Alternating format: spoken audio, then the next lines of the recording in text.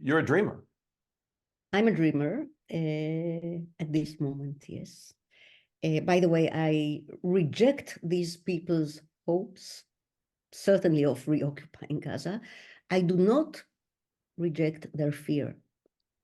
People here in Israel, around me, my own people, the center left, not the right lunatic, the center left, are dazzled with shock and horror, ongoing shock and horror. Don't forget, we still have the hostages being killed by the day, murdered, horribly murdered by the day. We still have children and women in Gaza.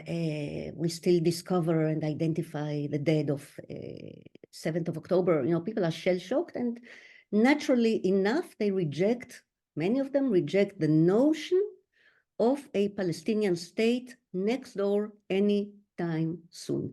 I also reject the notion of a Palestinian state next door tomorrow morning, because it could easily be a Hamas state. I can give you numbers that I read this morning, latest poll, 70%, 70% of Israelis reject the idea of a Palestinian state.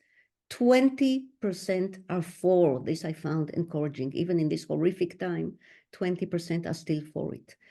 Unfortunately, Dana, the numbers in the West Bank, I don't know about Gaza, I assume quite similar. The numbers in the West Bank are over 90% in support of what Hamas did in the 7th of October. This is not even against the Jewish state. It is for massacring the Jews one by one. These are the winds of war. And we can expect a huge, sudden, immediate radicalization of both sides as long as the memory is fresh and the war is going on.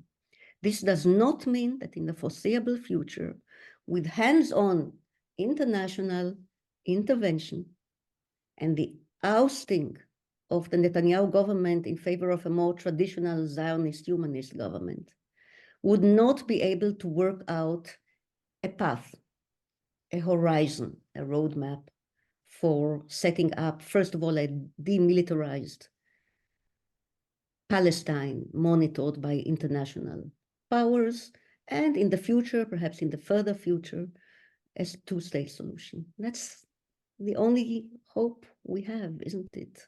What else do we have?